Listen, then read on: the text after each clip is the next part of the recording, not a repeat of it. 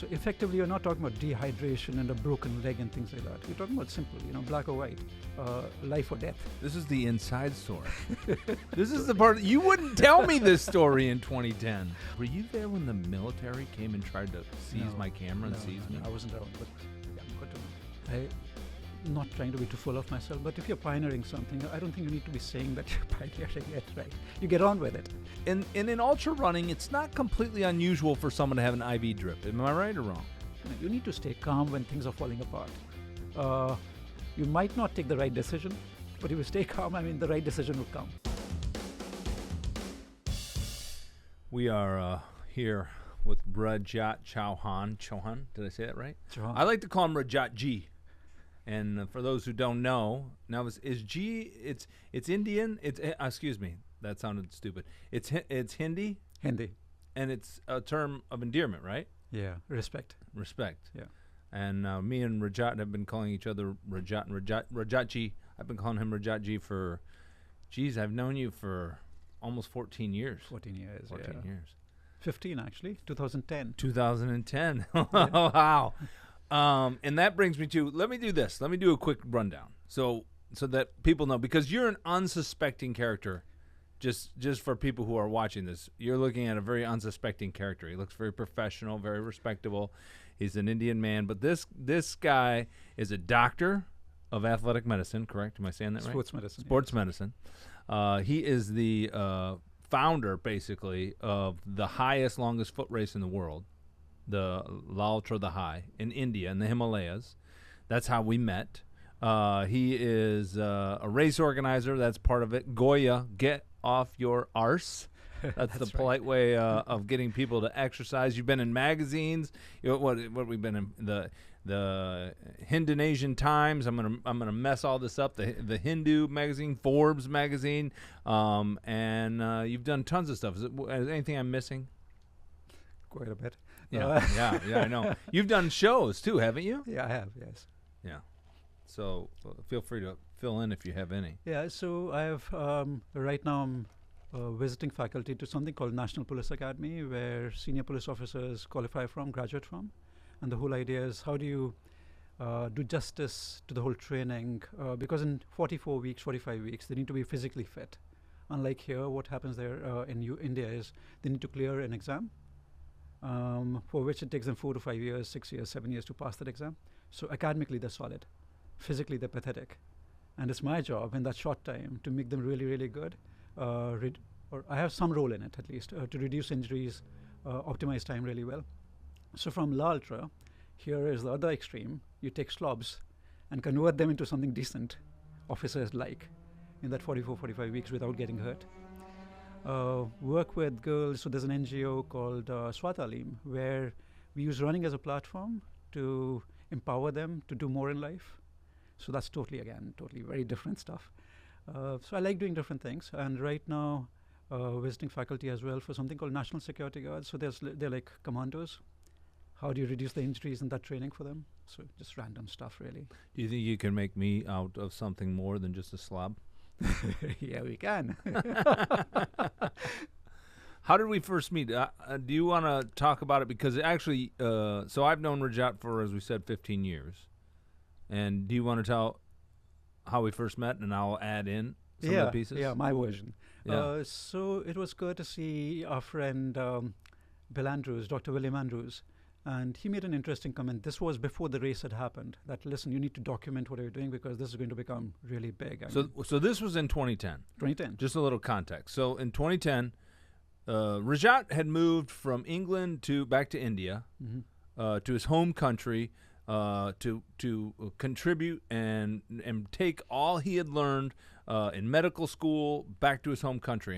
And when he was in Europe studying, in England studying, he had run the London to Paris ultramarathon, right? Paris to London. And the other way. And we were just talking about this, and Jesse, our producer, made a joke. How did you run from Paris to London? Did you go through the tunnel? How did you run from Paris to London? So I didn't do the whole thing. That's what I was coming to that time. So it was supposed to be 8 days of consecutively running a marathon or more. And by the 5th day, I was done by the time I got to the shores. The idea was actually to run on the boat. to keep running around the boat for that little bit, and then carry on again when you land in UK Yeah. further on. Yeah. And it was the whole idea was of this particular event was there were 2 participants. There wasn't really a race. Like always, you're pioneering things. You're It pioneering. pretty much was, Yeah. because we were supposed to do Paris Marathon first, Yeah. the distance in between, and then London Marathon. And I was president of a running club where I was staying, so they locked me up that evening, or morning actually, knowing that I'll land up there because I wasn't able to walk, and the plan was to run. So they locked me because they knew that I'll be at the start line. And that was probably a good thing because I then carried on running for that whole year. Otherwise, I wouldn't have. You're kind of crazy, and that's why they locked you up, Yeah, basically. Yeah. Because you're a masochist, which is what we're going to get to as we go. But so you moved to India. Yeah. You're running in the Himalayas with one of your friends, and you come up with this crazy idea. What is this crazy idea that you came up with? Let me go back a bit. Oh, okay. So India is interesting geographically. Similar. So much smaller than US, but so much more, variety that you could have. The mountains could be higher. The deserts are interesting. Then you have a pretty big shoreline, stuff like that. So the whole idea was, my basic thing of moving to India was, can I take my running with me? It was as simple as that. It wasn't about medicine this, medicine that. I mean, that'll happen. But, what about, your soul? And so the idea was, can I create ultra marathons in all kind of environments? Could it be mountainous? Could it be along the shoreline, the forest, all different kinds? And this one, La Ultra, happened to be the mountain race. And I was like, listen, let's bring it on. Let's do this. So this was 2009 when the idea had come up. So just so I'm clear, because this is one thing that I think is really interesting, is there's a lot of people that love to call themselves pioneers of things in America. And look, I'm not trying to knock people who pioneer things in America, but we have an entire class of people that are looking for a running, athletic, sporting event to join. And when a new one comes on, they're going to go. So for you to be in America and go, oh, I'm pioneering a race in Colorado, that's one thing. For you to be in India, which is an up-and-coming country, but you don't have culturally a lot of people doing these things, and you pioneered this. What was this like? Not trying to be too full of myself, but if you're pioneering something, I don't think you need to be saying that you're pioneering it, right? You get on with it. You get on with it without even thinking, here, first this, first that. I honestly did not think about the pioneer word or the first whatever. It was like, listen, it's got to be done. What really worked for me was people were telling me it can't be done. So I approached the Army headquarters, Adventure Wing, and they said, we're talking about 18,000 feet. I mean, we need to understand what level of altitude we're talking about. The jets fly at about 30,000 feet. We're more than halfway up, right? Oxygen content is about 50% or so. Oxygen kills you, or lack of it kills you. So effectively, you're not talking about dehydration and a broken leg and things like that. We're talking about simple, black or white, life or death, right? So when I was talking to those friends at the Army headquarters, they were like, civilians can't do it. It's too high. You'll have to really acclimatize so much. And the thing with Army people across the world is they don't like being given solutions by civilians to anything. So when I told them that there's a certain way to approach it, I don't need to be told that it can't be done. I mean, let's look for solutions here. And my thing was, we'll acclimatize higher, we'll go lower, and then we should be okay. They were the first guys who said, you can't do it. Spoke to my medical friends, they said, you'll kill someone. Spoke to my, business-related friends, all that stuff, guys from top business schools, you'll go bankrupt. Spoke to the locals there in Ladakh, Indian Himalayas, that this race happens in, used to happen at least. They were like, you'll kill someone, right? No one does it here. If locals don't do it, I mean, how will you guys do it? So it was a mix of a lot of no's from very different people. And I was like, listen, this needs to be done, man, right? It's amazing. I mean, why do something which is just difficult? They're telling me it's impossible. Let's pretty do it. Wait, what is your wife? Because I've met your wife. I sat at Rajat's house. I got to tell you guys a story. I sat at Rajat's house. This was the coolest experience, and I was saying this yesterday when I ran in. I was so excited to see your wife. We didn't really talk why you're in town, but you're in town and your kids are going to school here, and I met your wife for the first time, and it's probably been 15 years since I seen her. So, And I remember sitting at your house. I had dinner with you, and here I am on the opposite side of the world, technically, in an Indian home, a Hindu home, and and for Americans who are traditionally, we're a traditionally Christian country, and that's not to say one thing or another towards any religion, but for me, it was everything was the opposite side of the world, opposite religion. And I sat down in the home, and Americans might go, well, what's life like over there? And I said, well, what are your biggest concerns to your wife? And she said, that my kids grow up good, that they go to school, and then your concern was that my wife doesn't shop too much. I'm like, God, these guys have the same concerns as we do. And that's I loved that. I'll never forget that moment. It was so eye-opening for me. I was like, life translates across borders, across religions. We all are trying to do very similar things. And so, on that note, knowing your wife, and she knows you, and everyone's saying, Rajat, stop. Is your wife saying, don't do this anymore? What's your wife saying? Nah, she was very accommodating. So she realized that that's when it was like as if you're refueling or, recharging yourself. It would take me like 9 months, 10 months to, plan the whole thing out and execute it. And I would kind of come tired and, again, I would get into the whole rhythm again. Because of, going away for 15 to 20 days, then she could ask for anything during those 11 months. So she realized that. So it was like, listen, why not? Oh, I see. If you got what you wanted, then she could. So you're planning this thing. Everyone's telling you no. I think you're crazy. Everyone probably is like, Rajat, what are you doing? Like, you're going to run a race on above 18,000 feet. That's the two. The 18,300, Kardung La. 17,500, Tangang La. Those were the first. Those were the two. First two. That was the origin. Yeah. And nobody knew if anyone could run for that long over that period. You had the military. You had so many obstacles. So what happens? How do you end up pulling this thing off? It's a bit like Neil Armstrong, right? I mean, it's all good, or it's impossible till the first one's done. And when first one's done, everyone has actually got a recipe for it. And then it's so much easier after that.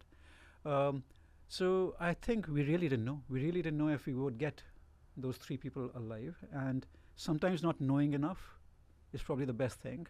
Like, who are the best fighters or who are the best, Olympians and all that. People who don't know enough, right? They're naive. They don't know the negatives of it. And I think that's what really worked for us. As much as I had a few degrees, 3 degrees in medicine and stuff like that, I had read about high altitude sickness. I really didn't know what it could do. It could kill people very easily. I didn't know enough about it. And we landed there and we started planning accordingly. And the top secret here is I'd never been to Ladakh before the first edition. I had no idea what I was getting myself into. And I think that's why it happened. This is the inside story. This is the part. You wouldn't tell me this story in 2010. Not in 2010. No, 15 years later, why not? There's a lot of pieces of this story that I'm very curious about because you were kind of pioneering it, and so you had to protect it at some level, I assume. I don't know. Why? So, yeah, I'm curious because I do remember Mark Cockbain going – Mark Cockbain was, not to spoiler alert, was the first one to finish it. But I remember him kind of talking about how crazy it was and the challenges of it. And I want to ask you about Robert Wier. I want to ask you about Robert Wier. I've been wanting to ask you about Robert Wier for a long time. But anyways, so you start reaching out to people. You don't know what you're doing. You don't know. You're just that's what pioneering is at some level, right? I mean, there is no map, There right? isn't, yeah. And you don't have like endless resources, so you have to go. I have this idea. Does anyone want to join? Is that basically what it was, or It not? pretty much was. So I started writing to everyone, say at bad water finishers for the couple of years, Arrowhead and whatever else I could come up with. Started emailing everyone. Good old days, right? I mean, when Facebook wouldn't charge you to get in touch with your own friends. Now they do. I literally figured out who those finishers were. So I searched, looked, those names, reached out to those guys, messaged all of them on Facebook or email or whatever. There was a lot of interest till the point they started reading about high altitude sickness and figuring out that, hey, listen, high altitude sickness can kill you. And those numbers which were going, peaking, started reducing again. And from 50, 60, whatever numbers I had confirmed participants, very, very good ultra runners from around the world, they weren't interested anymore. We only had one person at that moment, Molly Sheridan. That was the only one I had confirmed. And she was like, listen, we'll do this together. It doesn't really matter. Don't worry about official and unofficial. We are going to do this. And then comes along Bill Andrews. So they're coming together. And that's where our friend Robert Wier comes in. He reaches out to me saying, listen, if you want a crew member, I don't have any money, nothing. He took a bloody boat. He came on a ship, a cargo ship or something. You're kidding me. Yeah, Wait, he came on a ship all the way from America? like Columbus. Oh, I love this. Since Columbus went to the wrong side. Can I be honest with you? My biggest mistake in the documentary was not telling Robert Wier's story. Yeah, yeah. As a filmmaker, it kills me to this day to not have told Robert Wier's story. And we didn't, and to be honest, to have used his footage and not given him, I gave him credit, but not fairly told his side of it. You know, I also think he was an antagonist. It was hard to tell his story because, so a little bit about Robert Wier, I'll just add in what I know about Robert Wier, and this is some of my assumptions. So Robert Wier was a pseudo-journalist from the state of Michigan and kind of an eclectic type of a character. I think he kind of fell in love with Molly, if I'm honest. I think he had a crush on Molly. And I think his heart kind of got broken when he realized that there was nothing there because she was in love with Bill, right? Bill and Molly were two of the original runners. And they had, mind you, footnote, a crazy love ceremony on top of cart. I say this gleefully, not sarcastically, because I love those guys. I love them both. I know them both. I respect Molly. But they also are kind of eclectic. And they have like this love ceremony on top of Cardung La in the middle of the race. So romantic, right? I mean, the highest motorable race that's there, or pass that is there, at that altitude. It was a 1-year commitment, if I remember the term correctly. and 2 years later, they come in, they actually get married. Did they? Oh, they did? Oh, yeah. They got married. They came back and got married again. Yeah. Oh, okay. And Was that they've after been married. Bill finished it? That's right. So third edition. Oh, those guys are. Well, it is romantic, but to your point, and I would agree with you, to do it middle of the race and then wait like an hour at 18,000 feet. That contributed, I suspect, to Bill probably not being able to finish. Yeah. You don't stop there. You don't stop at 18,000 feet for an hour or so. I mean, fair enough. I mean, there's a ceremony going on. You committed, all that stuff. That could have played a big role in him not finishing the race. Well, and he had been showing signs of not being well. Precisely. At that altitude, then you stay longer, And you don't mess around up there. And I can speak from my own personal experience.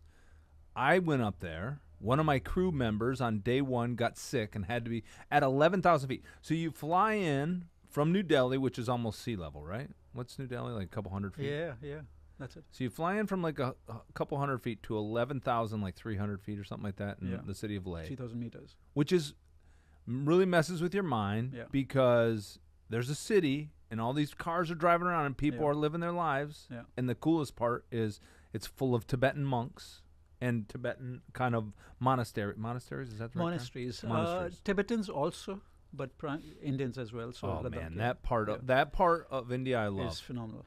If I'm gonna go back someday and I'm gonna spend like a month in one of those, I'm just gonna meditate and hang out. But you fly in, it's 11,000 feet, and you're kind of like, oh, life is normal. And then all of a sudden, you walk a flight of stairs and you can't catch your breath. Yeah. And you're like, not normal. It's humbling. You could be, and the interesting part is you could be very fit, and you could be the person who struggles the most with altitude, and you could be the most unfit. Because in life, in any case, I mean, climbing stairs was tough anyways. So they tend to do better because they're not rushing. Yeah. It's just interesting. Yeah. Well, and not to jump around, but that's what happened. Yeah. So I came back, and I came in 2011, and then I filmed recreations in 2012, and we're talking about 2010. So there's 3 years that we're talking about. Yeah. And in 2011, which was the first year I attended, and what relates to what I'm sharing about altitude sickness, Ray Sanchez. Sanchez a Golden Gloves boxer Yeah. got knocked out, for lack of a better term, on the Yeah. second peak Yeah. because of altitude and was beat by one of the literally toughest women athletes I've ever seen. Sharron Gaynor. Yes. Sharron Gaynor. If you guys don't know Sharron Gaynor, you need to check her out. That woman, I visited her house in England. Right. I've never seen more trophies in my life. And humble. She's the coolest woman. Yeah. She is so cool, and she's set so many records, and she is maybe the toughest person I've ever met. And she beat him. She passed him at 17,500 feet. I think the difference was one of them could not listen, pay attention to what was being said, whereas Sharron Gaynor, which was Sanchez, whereas Sharon, when I told her, listen, each time you drink, each time you eat, you need to stop and then move on. That's it. That was the advice that worked. Whereas the other guy, I mean, he was like, I'm the stud. Right? That's so true. His ego killed him Yeah. because he ran nonstop Yeah. till like mile 78. Yeah. I remember following him up through Rumsey.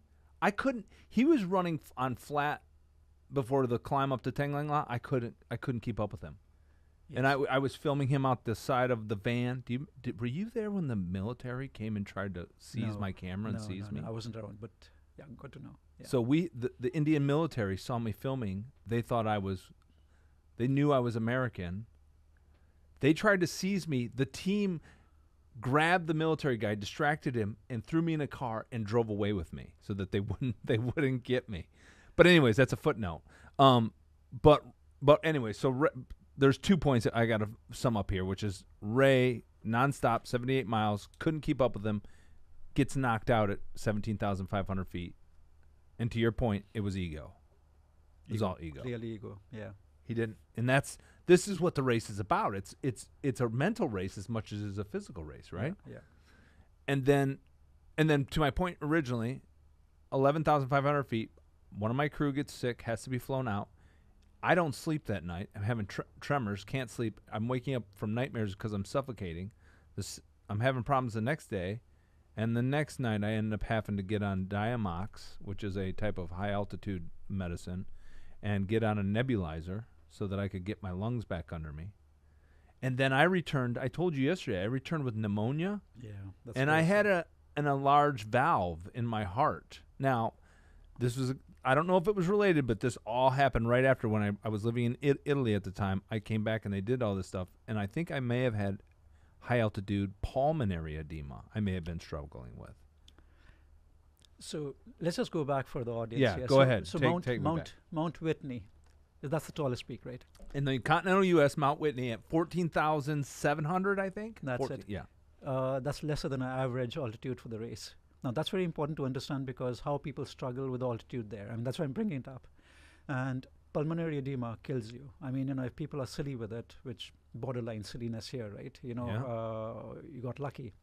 And my main thing is you do your stuff, but you have to be lucky as well, right? You need to be careful, but yet lucky. And we need to be really careful with cerebral edema and pulmonary edema. These things are killers. And they can kill in hours, maybe minutes at times. So, you got lucky there. I mean, that's all I'm really trying to say, that, how dangerous this stuff could be. It's all great. We can talk about it forever, saying, like, well done, all that. But when you survive, you can. When you survive, yes. But speaking to that, and back to what we were talking about with Bill and Molly, they have the ceremony. Molly gets dehydrated. Yeah. And she goes into the hospital, and somebody dies next to her on the bed. There, number one, we didn't actually figure for a while that it was actually dehydration. The thing there, in the hospital in Leh, the thing that everyone's trained in, including the gatekeeper, the receptionist, the nurses, and obviously the doctors, high altitude sickness. Everyone thought she had high altitude sickness to begin with. Whereas it was a very straightforward stuff. She was just not taking enough fluids in. So it was dehydration. Now, I was with her in the emergency room at that time, attending to her. And she was lying, and she had her IV fluids going in. And we were joking around.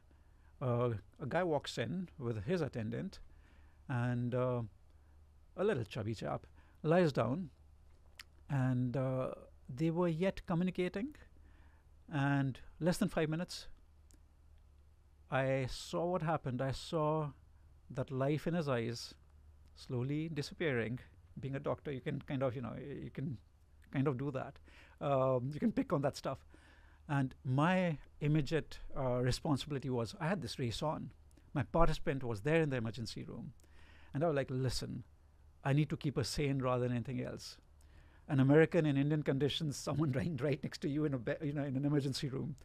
I came in the way so she couldn't actually see him anymore, like what was going on. And he was kind of going down, down, down. He wasn't dead yet. But I made sure that he was, the line of sight was interrupted. And I was like, listen, Molly, we need to just get out of here. You're pretty good right now, and let's go. She knew something was off. Definitely did not know that what was happening there. Now, what had happened, interesting part about this guy, he had flown in the same morning to Leh. So from 0-ish feet to 11,000 feet, 3,500 meters or whatever. And the same day, as soon as he landed, he went to 18-ish thousand feet in the car. You do not do that, all right? Because already you have about 60% or 70% of oxygen that's there in the air in Leh altitude. And when you're going at that 18-ish, you're talking about 50-ish or so. Now, the rest of the world realized in 2020 what COVID is all about, oxygen, pulse oximeter, all those things came along. Everyone knows, everyone's an expert. But back then, no one knew, especially lowlanders. While he was, coming down from that peak, he was not responding, and the rest thought he was just sleeping, and he wasn't. And by the time he came down, things had gone really wrong, and he had died. 5 minutes into the hospital, the guy had actually died. So high altitude is serious stuff. It's all good till it goes wrong.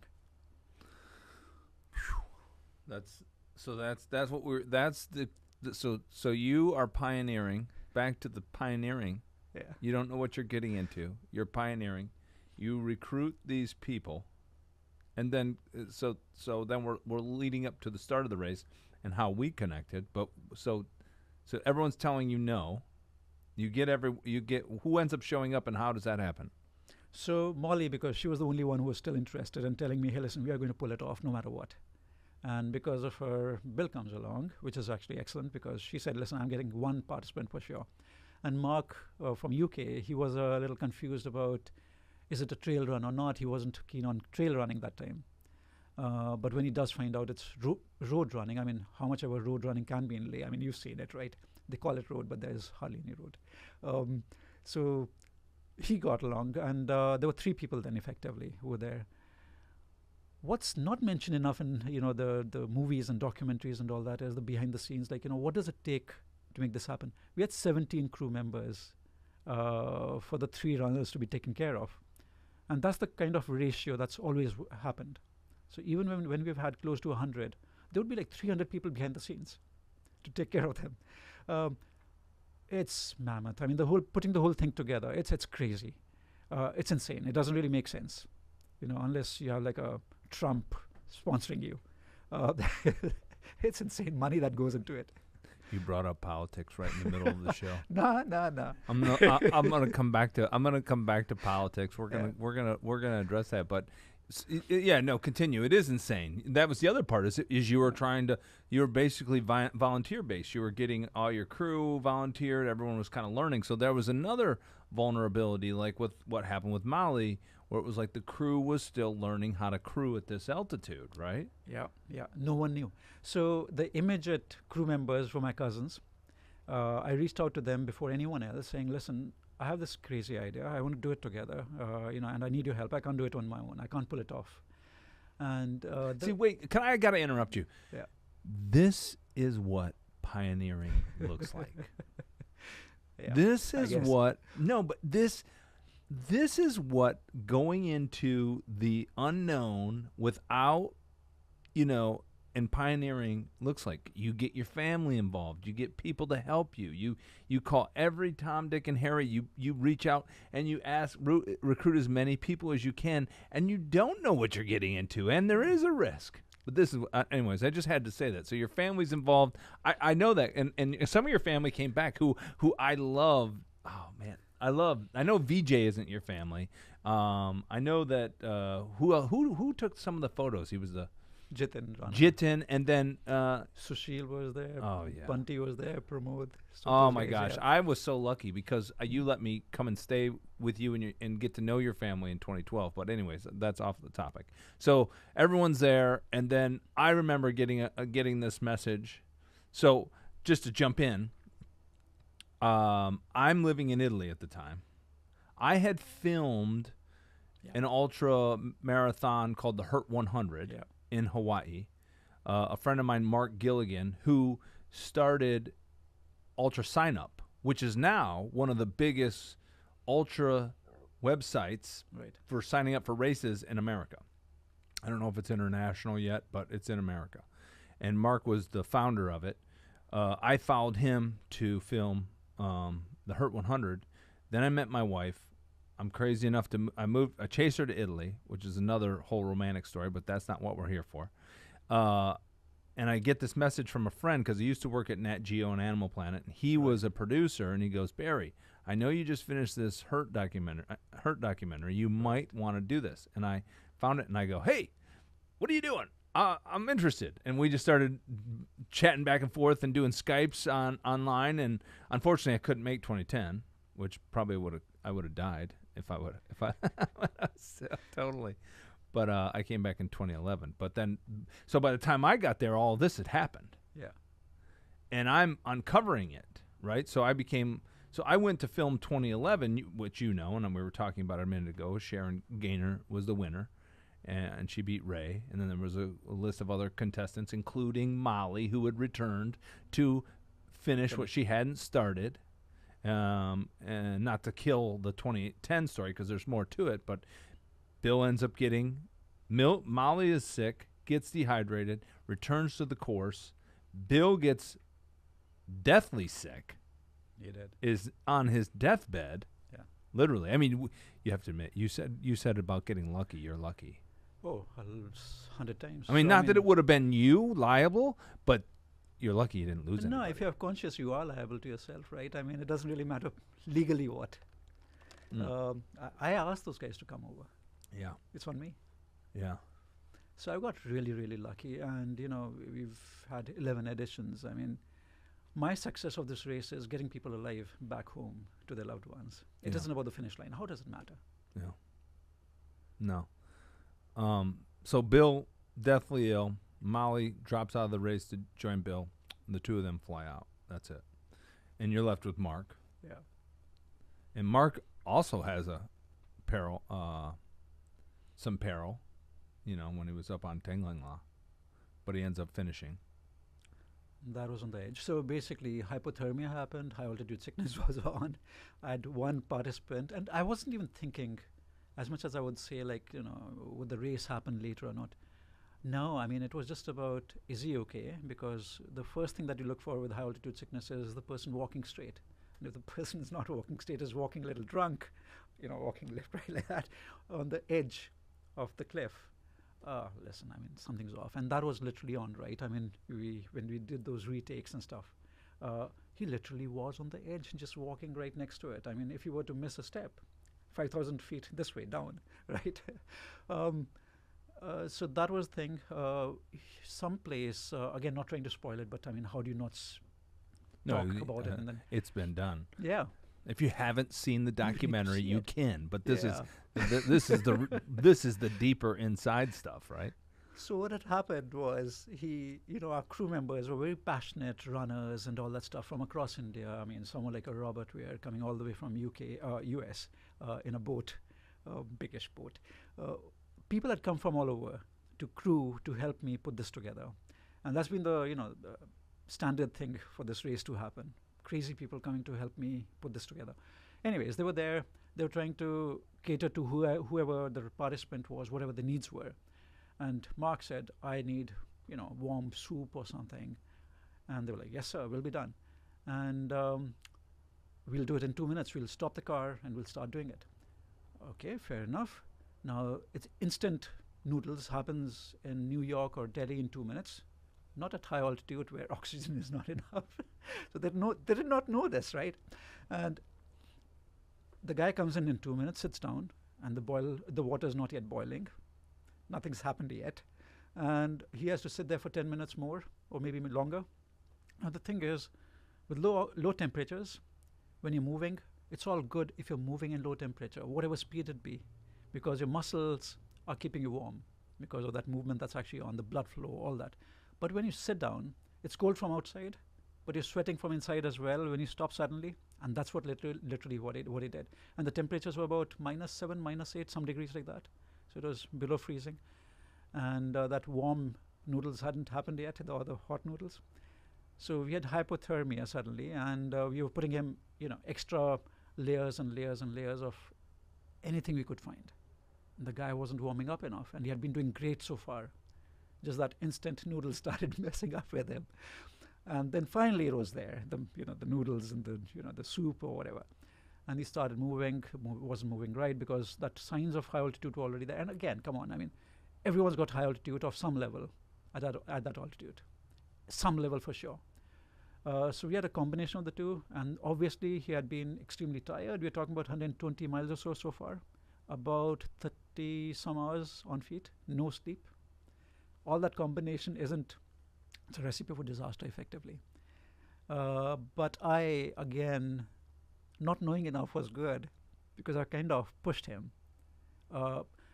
Here was the thing. I mean, once he crossed in 222 kilometers that we were doing, there were 2 passes that had to be crossed. So we had to get to the top to get to bottom and then back again. So it was like, might as well. I mean, come on, he's done ultras before. So just pushed him a bit and we got lucky. You got lucky. lucky is the key word there. Yeah. And then he which is amazing. You were filming, so skipping forward. I find out about this. I can't make it. I save up my resources. I make it to the 2011 race. I had a bunch of hiccups, but I made it. I had the illness issues. I overcame those. I filmed the 2011 race, but while I was filming it, I interviewed Molly, and she tells me about all of what you're telling me now.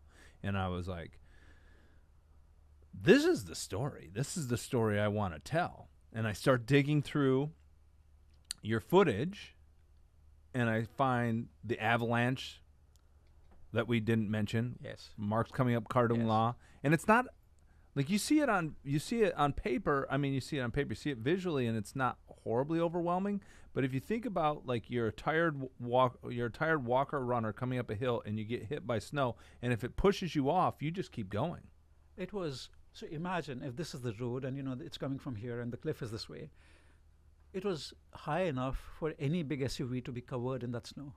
Now, it might not appear big because, I was filming it. It wasn't the best, angle and stuff. It was a small, tiny Sony camera back then, right? Yet we do have that footage. Something's there, right? And then I'm telling Mark that, hey, listen, stop. And the officers are telling him, the police, there's military men that are going, in Hindi they're saying, what language, I'm not sure, but in Hindi they're saying, stop. And Mark just goes through. He's like, I don't care. Yeah. And so then I start looking through this footage, which, again, a lot of it was Robert's. Yes. No, that bit was mine. Oh, you had some. Everyone was shooting some. Yeah. Everyone was shooting some. And I go, this is the story I got to So tell. I was standing right in the middle of the road when I heard that some noise, like crumbling noise. There were rocks that had started coming first. And then the whole thing just grew into that whole avalanche. So we missed the part where it was really becoming big. You were above it, and he was below it. Yeah, that's right. Yeah. So I kind of moved more north, actually. And Again, luck playing in your favor. Luck, yeah. But yeah, you can't keep riding on luck only. Oh, man, I tell you what. So anyways, so I go back to film this. I'm just thinking about kind of my experience, and I found Molly and then filmed 2011 and then raised the funds to come back in 2012, do a Kickstarter campaign. There's a bunch of other things. And I mentioned to you I have a book.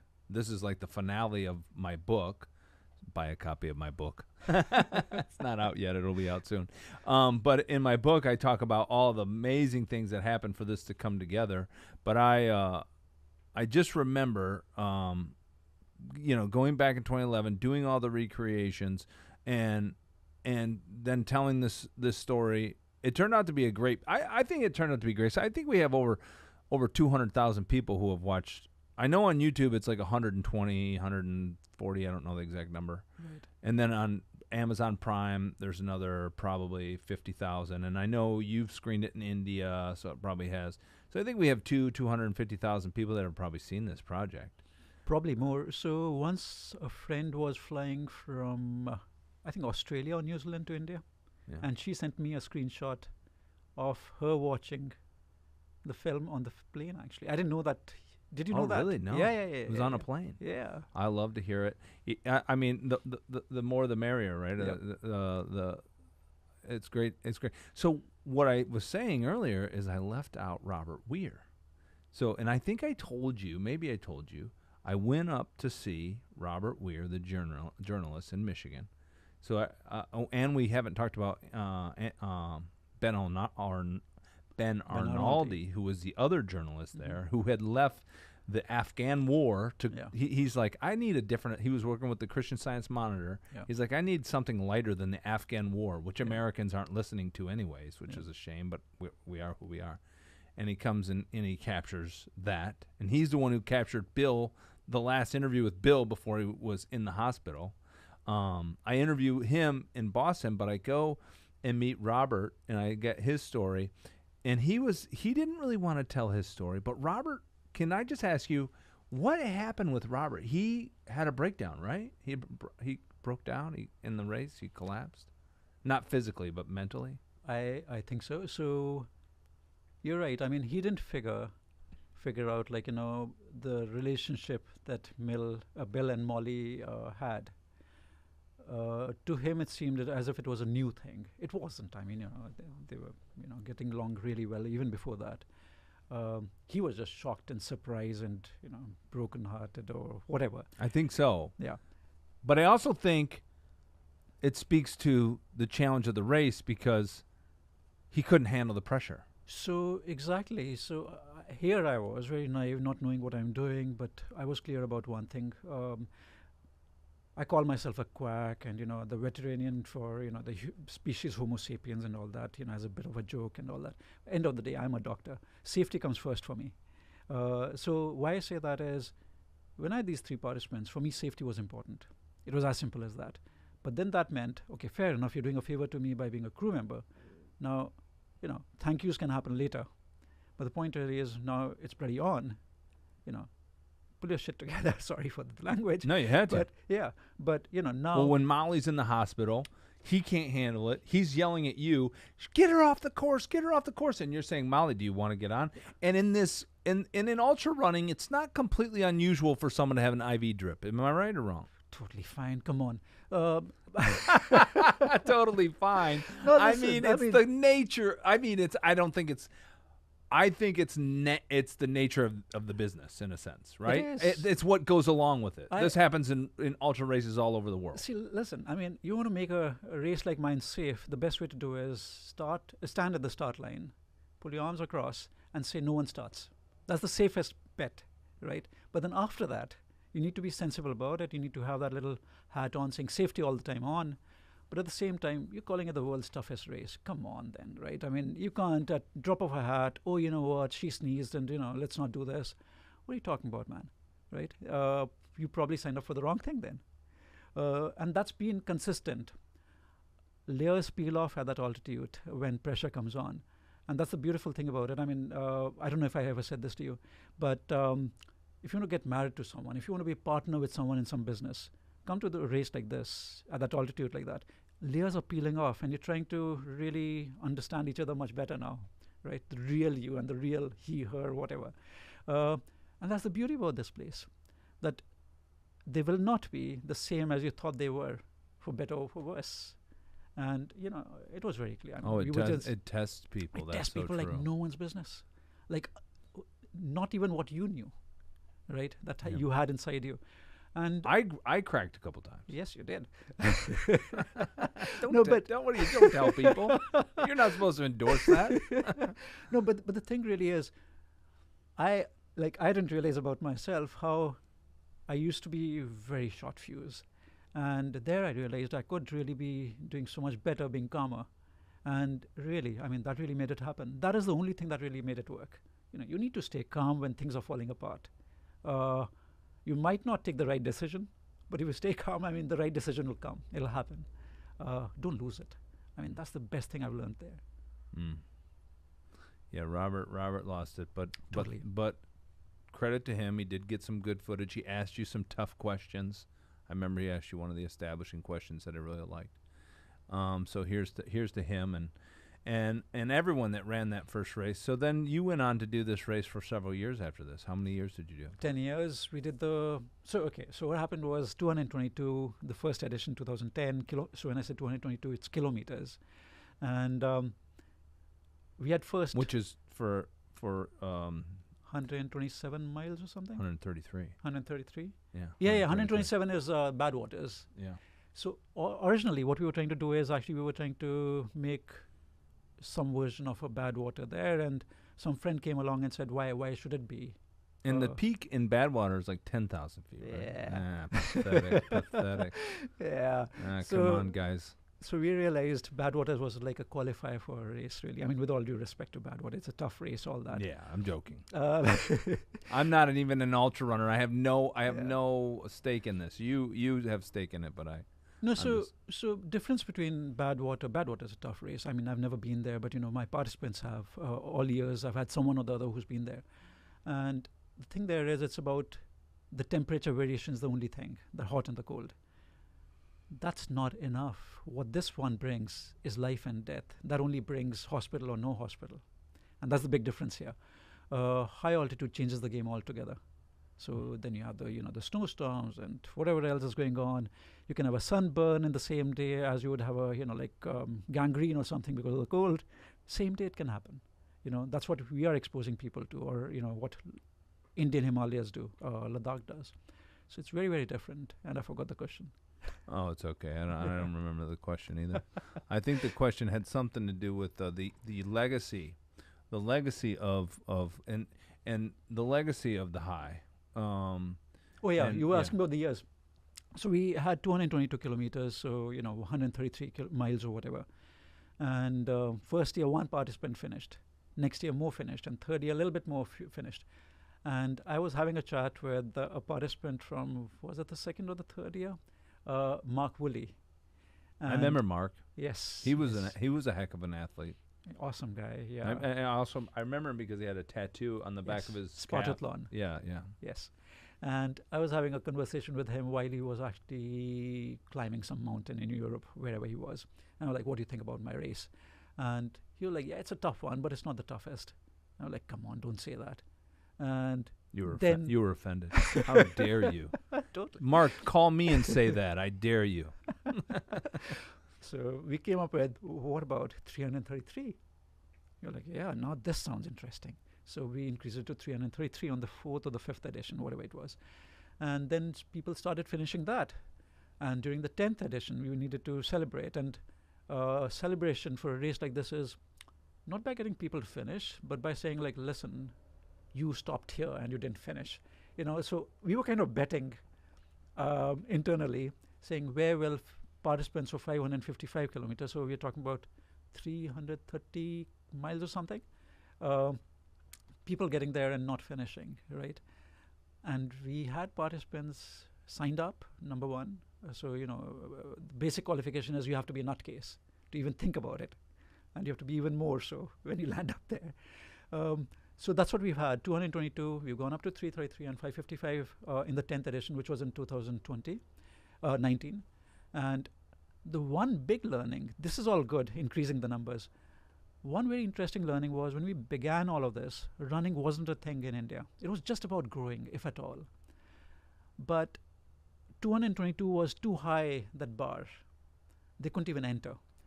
What we had done during this whole time, we had actually lowered it as well to 111. So sometimes what you need to do in life, so talking a little philosophy here, when the first step is too high, most people don't end up doing it at all. Don't end up climbing the stairs. If you lower the step maybe, there's a higher chance of more people lining up and saying, hey, listen, maybe we can. That's what 111 did. Indian participants started coming along. And they did the 111 and the 222, and we had a 555 finisher then. So I think the bigger learning is lower the bar down rather than just raise it all the time. Well, and and what I love about that is like you've started to move Indian culture in a way, we did.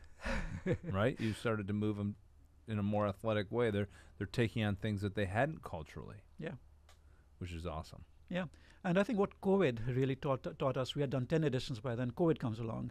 And I always wanted to do this, the whole meditation, the Vipassana and all that stuff, where you don't talk to people, you stay like a hermit for a month or so. COVID did that. It was brilliant. I loved it, right? It was so amazing because why should it be about Ladakh, Indian Himalayas? Why should it be about a handful of people, who are rediscovering themselves and all that stuff? Why should it not be about all of us doing that 3 kilometers and the 5 kilometers or the 50 pounds lifting or, whatever it be, or swimming a little bit, move a little bit more. And I think that's what, it's just, I've come full circle maybe with it. No, I think it's actually great that you've come full circle. I think it's probably a much, maybe it's something I can do. On a different topic, you're in America. You went to Disneyland yesterday. What'd you think of Disneyland? Personally, yesterday, I was in it. As in, my younger son was there, the elder wasn't, and the wife was there. You're in Florida. Don't say anything bad about Disney. No. I'm joking. I'm joking. Honestly, love the whole concept of, how it was started. I mean, the biggest one is like, his age when he began stuff. I mean, that's phenomenal, right? So really look up to the whole story of Walt Disney, even before I've been to, Disneyland, I don't know, 5th time or whatever it is, right? Oh, you've been a couple times. A few, yeah. Oh, okay. So I thought this was your first time. No. Did you stay for the fireworks? We did. And we, in spite of having been to Disneyland so many times, we were standing at the wrong place. But that's okay. That's life. Oh, bummer. No we way. weren't right in the front, but it's okay. Did you have a huge hot dog or any good, No, we didn't. really horrible American food? We've been having horrible food for the last 3 days already. Americans eat so bad. Why do they eat so bad? Not in India. You guys eat like the hottest food. Oh my gosh, Rajat, my stomach was ruined when I went there. I went to ate at that. I think you took me to a place you could go upstairs and have South Indian food. You could go upstairs and have food from south of India. You go downstairs and have food from north of India. And I think first we ate north of India, and then we went. The next time we went to the second floor or whichever one it was, had south of India, and it's like eating a fire. Like I couldn't, like your mouth just like. But my favorite thing were the little mints that you could have at the end. You know the mints that you have? Yeah. What are they like? Licorice like type mint with like some sugar salt? I don't know. It's craziest delicious stuff. But that's all healthy food. Do you need a break? I should get a water too. Take a minute. Well, we did. We are back though. We are back. Jesse, okay, Jesse, our producer. I'll raise my mic. There we go. That's my man Jesse. As a race enthusiast, someone who has been behind the scenes in organizing and also racing, these ultras, and the question I posed here was, logistically, how much support is there? I mean, you're changing climates. So, like, on what mile marker, for instance, do you get a, thicker socks, or, maybe like a thermal, blanket, or a coverall, or something that to protect you from the elements, and is that something that your team provides, or is that the athlete's responsibility? I think if you go into the technicalities of what an athlete is to expect, you're enduring different temperatures, climate zones, temperatures, day and night conditions. How many times does somebody change their socks, for instance? You hear about some of these people, having to duct tape their feet because they got blisters and they're losing toenails, and there's all kinds of other things that are going on. Are there is a rolling medical van, that's following each participant, or is there a medical station every so often miles? I think if we dive into those kind of things, I mean, for the audience, just to understand what an ultra is and what it means for an athlete to actually participate. Like, I'm going to go lose some toenails for the next few days. Jesse, that's spot on. And, the problem with most documentaries, and I'm not talking about the one that's happened here. I'm talking Don't- about the ones don't after. talk about mine. Yeah. No, what happens is we talk about the runners and we forget about the rest of it. And a lot of runners, most ultra runners at least, appreciate the fact that it's a lot of those people never seen who make the big difference. I would say the runners, ultra runners, are a bit like Formula One drivers. When the pit stop happens, those 17, 18 people jump on and change the tires and the fuel and clean the screen and whatever else. It's a bit like that. The team captain isn't the runner, can never be, because they're not thinking sensibly after a bit, and it's wrong if that person's the captain in the team. It has to be someone who's sane, who stays sane, who's calm all the time. Things will go wrong. You'll have to have plan A, B, C, D, and Z, and whatever else, and after that as well. That's a very basic thing an ultra runner should be prepared for, and the crew member should be prepared for. Things are going to go wrong. That's a given. Now, about how does it happen for us? Up for at least about 50 miles in the beginning. So the first peak that you'll do, the first mountain, we didn't do that originally, the very first edition. The second edition, we had team crews from the very beginning. So you could stop, stand, get in the car, and change your socks, whenever you wanted. We realized that wasn't okay, that wasn't right, because as the race would grow, there'll be too many vehicles on the route. So that's not okay at all. And we also said, let's give everyone a same flavor of whatever support's been given for the first bit. We want their crew members to be fresh for the second leg. So there were a lot of reasons like why we did that. First 50 miles, no matter what the conditions are, we support you.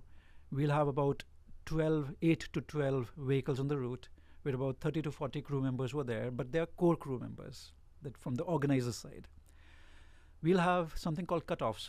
They have to get to a certain distance in a certain time, because we're taking care of altitude. The higher altitude you go to, less oxygen and stuff like that, and you're more tired, more chance of things getting wrong. So if you haven't actually got to even, say, 10 miler in a certain time, and you're already getting tired, come on, it's going to be worse when you're higher. So it keeps that element of race in place, but safety as well. So it starts with safety first and then the race. So a lot of cutoffs like that. You don't make it to a certain point, you're out. And again, in second edition, if you remember, the couple of girls who were there, they missed the cutoff. And they got really upset with me about it. Was that second edition? It was. Oh, was that the third? third? Was the one? third? That was the the third. third While one. we were, and that yeah. one, And she ran anyways. Yes. And that was like, I remember that. Yeah. So you have to set those rules in place beforehand, because when the run's on, there's too many emotions involved. Someone could have spent a lot of hundreds of thousands of dollars to get there, and not working for that month, and the race is on, and 30 miles into the race, and they're disqualified. I mean, it's tough. But those decisions that everyone agreeing on it has to happen beforehand. They'll still abuse you. The swear words will be used, and it's all good. You need to be ready for it. Happens each year. But then we have, as I said, we have those cutoffs. We have the drop-off points. So out of those cutoffs that are there, we'll have certain points. Okay, at this point, the third one or whatever, because of assumed change in temperatures, maybe you can take off a jacket, maybe you can wear sunglasses or something like that. We come up with those points. Only a few, not too many of them, but yet. So there's a bit of strategy that goes into place. Like, where do you need to be doing all of that? Medical aid stations. We will have stationary aid stations. We will have mobile ones as well. Now, remember, we're talking about Ladakh. We're talking about, has India and then China and Pakistan. This is very fragile area, when we talk about politically and militarily and all this stuff, it's very tense. So that part is there.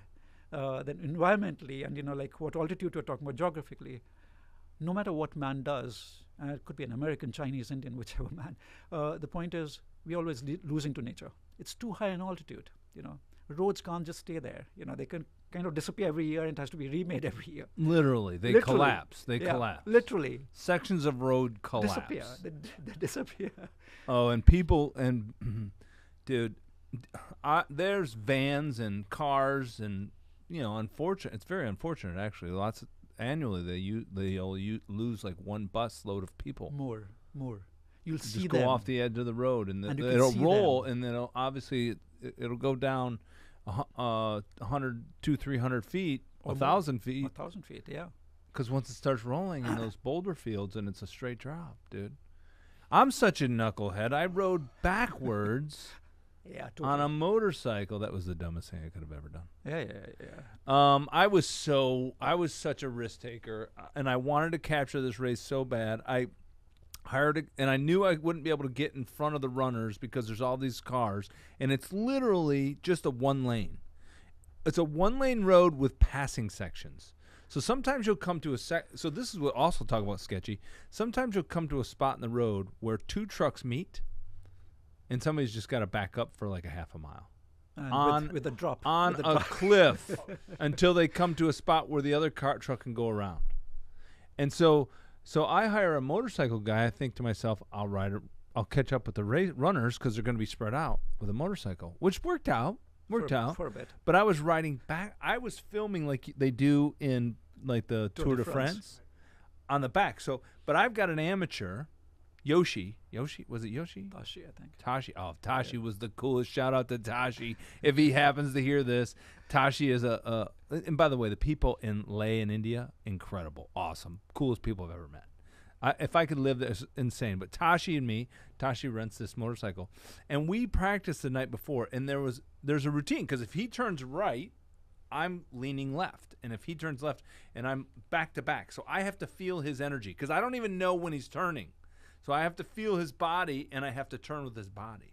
And we're doing this, and I'm getting some good footage. I'm going up, and it was amazing footage actually because I'm watching the runners shooting backwards, and I'm feeling Tashi. Well, we get over the top, and we're cruising down, and all of a sudden I feel Tashi tense up like this. Course. And I'm like, oh, this is not good. And he leans, and we're literally squeezing a gap between a straight cliff and a semi. And these semis that come through, they're loaded and they're colorful. And I remember, like, I'm telling you, if I'd put my elbow out, I would have lost it. And we were just like, and then Tashi relaxes, and we kind of slow down, and we're into a cruise. And I turn to I kind of yell over my shoulder at Tashi. I go, Tashi, was that close? And Tashi was like a cool, hip 20-something kid, not afraid of anything. He'll take a risk. He's like, yeah, that was close. And I was like, it's time to probably stop riding the bike, huh? Dude, I was like literally this close to ending my life to capture this race. But then I did capture the 2011 race, and it doesn't get the recognition that the 2010 race did. Yeah.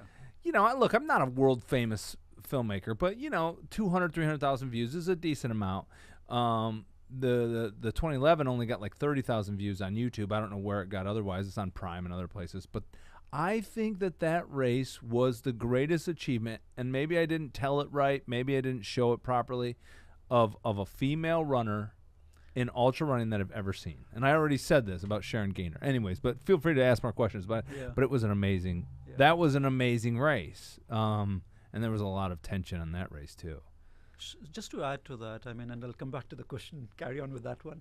The second edition, it's captured, it's on in the film. She finishes the race. She's asthmatic. There were two participants that were asthmatic in a place running in a race, ultramarathon, where oxygen is an issue to begin with. Sharron and Lisa Tamati, both asthmatic. Oh, that's right. Yeah. She gets to 222 kilometers, comes first. Everyone's very excited that we have a finisher, that too, a lady beating a man and, whatever, stuff like that.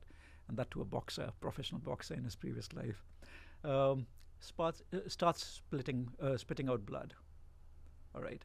Wait, who are we talking about? Who was? Oh, that's right. At the finish? Yeah. Not spitting. It's on camera. She vomits blood. She vomits it's a mix of blood and other things. So that's what. So she's spitting blood, but vomit's okay. Vomit's not a big deal. It was thick. It was a thick vomit. No, I'm still okay with vomit, but the point really is spitting blood is not okay. It was horrible. It was horrible. I've never seen anyone finish. That was the craziest finish in my life. The thing was, she had to so this was at, I'm sorry, I do feet better with this. So anyways, she's at about 15,000 feet, so which is slightly less than 3,000 meters or so. But she has to yet again go up to 18,000 feet, so how much ever that is. She had to go up again to get to Leh. There was no other way. And she had about 5 hours. Oh, that's right. She was in an ambulance, and they had to Yes, take her back over the yes, top. yes. Yeah, that's so right. it wasn't about the finish that was like, hey, listen, we are all cool.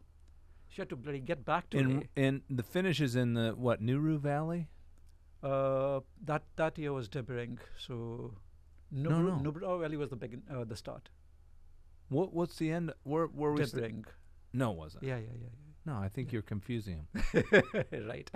No, because I don't remember that. Nubra Valley is actually the start. Okay, but not the Nubra Valley. I agree with you there. Yeah. But what you're saying isn't ringing a bell with me. Maury Plains. Maury Plains. Same. Oh, okay, Yeah, Maury yeah, Plains. Maury I just Plains. remember that. Yeah, phrase. And we slept. By the way, we slept in a tent with a bunch of truckers one night. That was kind of. That was Yeah. kind of. That was kind of crazy. But yeah, I'm sorry. I'm interrupting what you're saying. Yeah. And so she was at 14,000. Yeah. That finish was at 14,000, Rajat. Yeah. 14, So then 15 she had years. to go back up to 17 and then back Yes. to Leh. Yes. And just finishing with, the teams and stuff like that. So what happens is first 50 odd miles is actually going to be your team, as in co-team that'll be there. We all know or should know what is expected, what you should be doing for everyone. And the 10th edition that we did at about, distance had changed by then, but about 40 miles into it, 30, 40 miles, whatever, a snowstorm had happened. There was rain before that, so they were wet, they were cold, I remember. and changing clothes. All of that is happening. Crew members are involved. Your team, you're not actually met. So back then, used to be your own team, but here we are, people who don't even know them as much. They haven't trained with them, practiced with them, planned for them. All the clothes are being, are being asked to, get into dry clothes, stuff like that, and they carry on further. Now, what happens after that is you have your own crew team. Now it's your call. It's depending on the distance. So 222 kilometers has to be done in 2 days, 48 hours. Effectively, if you want to rest, you rest as and when you want. I only care about my cutoffs. If you don't get there, that's a problem. And you can do whatever. You can eat whatever, whenever you want. So it's your planning yet again. It's your strategy, because we've had participants who've done 333 kilometers all on fluids. Fluid food, and that's it. There are people who do, get me some chicken, and, it's all good. Some people are very comfortable with even pizzas, for example, during the race. Whatever works for whoever, and it's very different. And that's one big thing, again, I've learned. There's no formula to it. Different things work for different people, and it's all okay. And you try copying someone, it could totally fall on its face. So all of that is such important ones. Socks, you asked. That's such an important question, and that comes from only a runner that who could ask that such a question. Because if you actually wet your socks, you got blisters, it's over, right? Or you need to be a nutcase to carry on with those blistered feet, because we've had enough people do that. They have to be very seasoned ultra runners who can yet stand on them, blistered, soles. And then they, pierce them and put all those things inside and all. Wet socks, wet shoes are your big enemy. You need to be very careful, very mindful when you change them. I always tell people, carry 5 extra pairs if you want, or 2 pairs of extra shoes that should be there. Whenever you change your clothes, change till the base. Now, these are things that a regular chap just won't know, and all their crew members should know about it. 80% of times, your crew members are not someone who've known you before the race started, or before you got to Leh. They've got introduced right there. They could be supplied by us, or their own, or whichever way it be. So it's a lot of that. They have to come together as a team, and like any team, right? Superstars don't make teams. It's good people who coming together, who understand each other. That's a good team. We've seen repeatedly like that. Some great athletes falling apart, falling on their faces because the team just didn't come together. So that's just been interesting. Again, in each team, there'll be one person who'll lose their cool a little bit too much. Again, those things just, very, very important. Because in this race, it's so long, sleep is an issue. If your crew members haven't slept, it's worse for you, because they're not taking the right decisions. So literally, it's everyone just coming together. Yes. I think what I like about this, Jesse, and your question is, I think that's really kind of what we're here for, is to kind of talk about that and we were kind of getting off there on kind of random stuff, but you are but just kind of, I think we are kind of starting to wind down a little bit. Is it 9:55 already? Is that what time it is? We've been chipping away at this for a second, haven't we? I'll wrap it up with the last couple of questions here.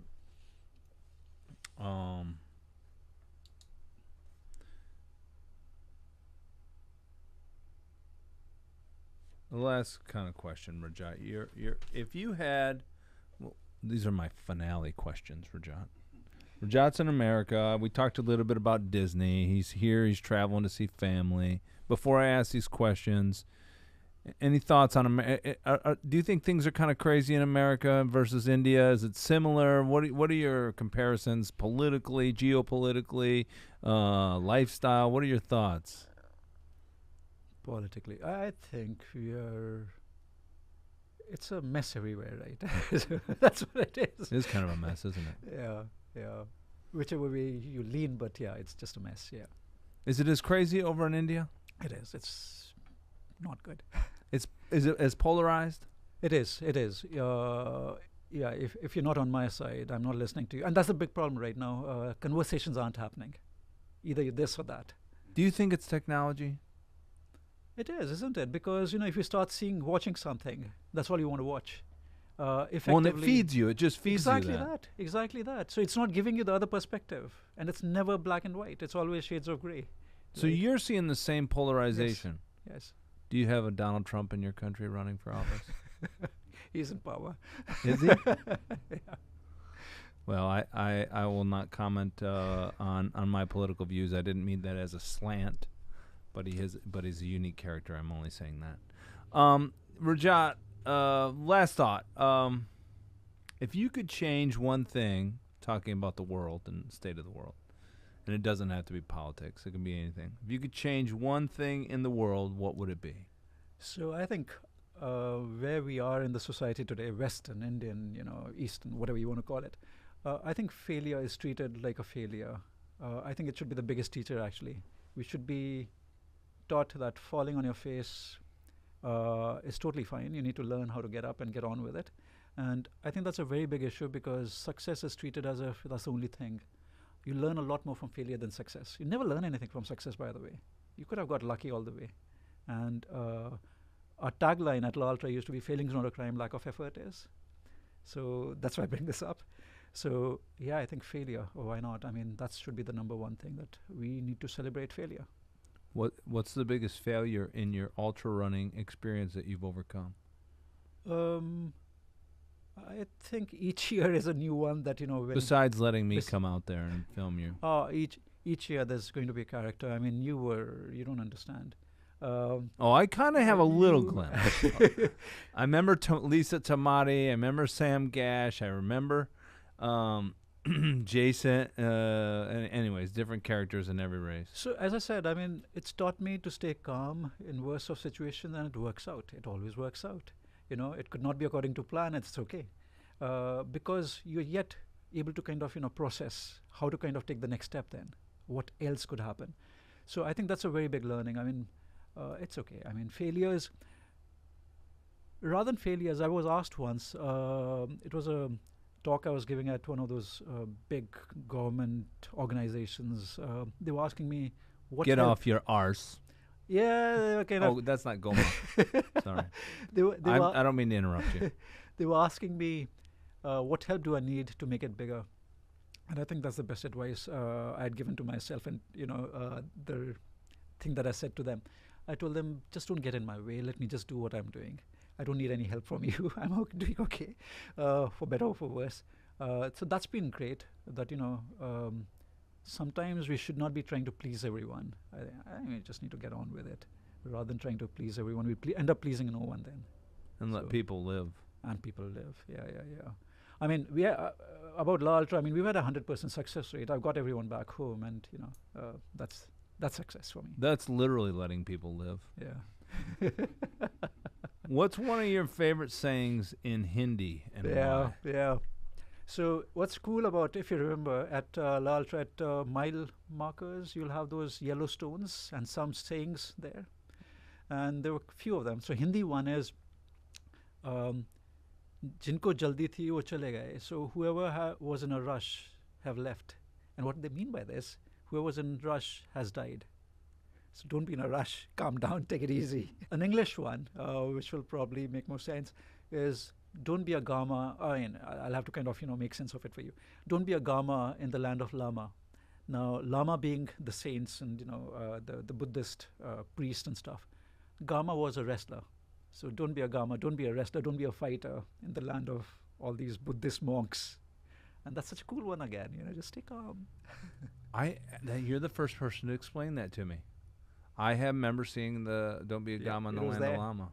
I understood Lama because of the Dalai Lama. Yeah, it's in the film if you remember. You've taken a shot of that. But it's like, don't be a fighter in the land of peace. Yeah. Well, that's a good way to leave this. I do like that. It's a good one. Rajat, thank you. Thank you so much. Thank you. This has been awesome. This has been another Unemployables. That's the name of this podcast. You're an unemployable. Totally. Unemployable entrepreneurs. I guess we could drop the entrepreneur part, but we're definitely unemployable. And we're entrepreneurs. You are too. All right. Well, good. Jesse, thank you.